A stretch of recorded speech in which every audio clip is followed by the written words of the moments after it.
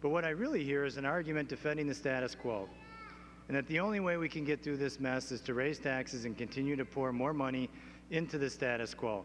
I have a lot more confidence in the workers of this state. I have zero allegiance to the structures and the mechanisms and the processes that we have locked them into. And what we're trying to do is break all those down and allow our workers to be engaged in the tough work of reform. So I don't know that I'll ever give you an answer that's satisfactory, Representative Benson. That's the premise, and those are the factors that we looked at in setting this target. The gentleman from Hennepin, Representative Benson thank you, J. Mr. Speaker, you're being indulgent here with me. Again, I don't see what the logic is in the argument. First of all, you're suggesting that I'm proposing tax increases. I suppose because I'm a Democrat, you assume that that is my view. So you're assigning all kinds of assumptions to me, which I've never even discussed here on the floor. My question, again, was why 15%? And as far as I can tell, it's because it's somewhere in the range of the number of people who retire or leave public service.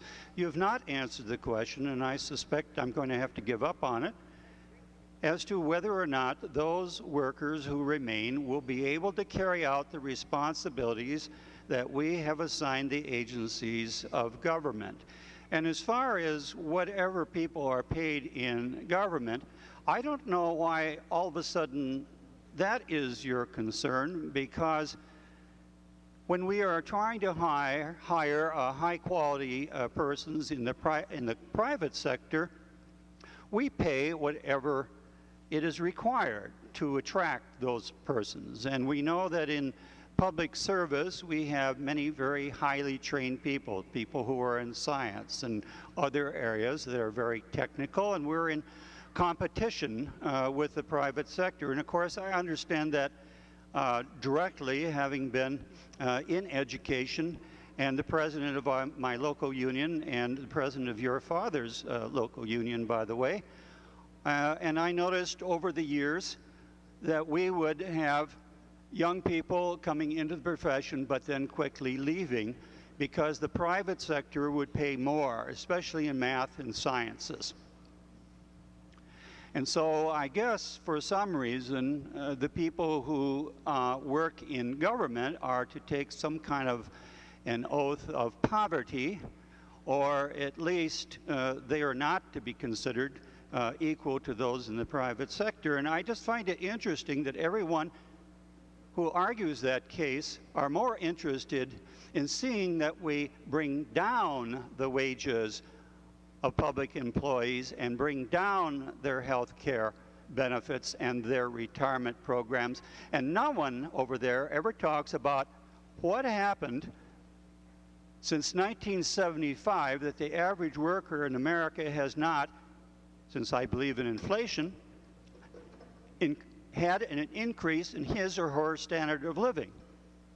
It's kind of like the old line. I remember someone telling me an old Russian story about the two neighbors of Ivan in a little village walking down the street, and one pokes the other one and says, "You know, Ivan, look at there. He's got a pig. Got a pig there in the back of his little hut. You know what? We don't have a pig. Let's go kill Ivan's pig. Now we're all equal."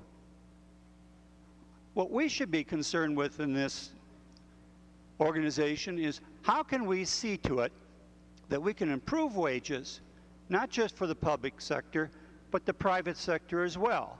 What are we doing about that? Lots of talk about providing more resources for job creators, as if a job creator creates a job, they should be free of having to pay any taxes like the rest of us,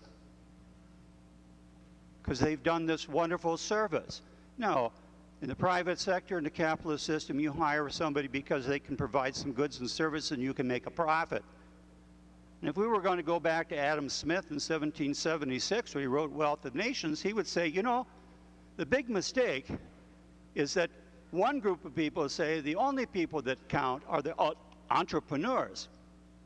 And the other group says the only people that count are the workers. The people that really count are the consumers, the people who produce the need for goods and services, which then lead entrepreneurs to try to meet those goods and services, and they hire workers to provide those goods and services. My criticism with the conservative view of economics is they're concentrating only on the job creators, the entrepreneurs, and they forget about the consumers. And I think that's the problem with Representative Downey's position here, but I've said enough. Thank you, Mr. Speaker.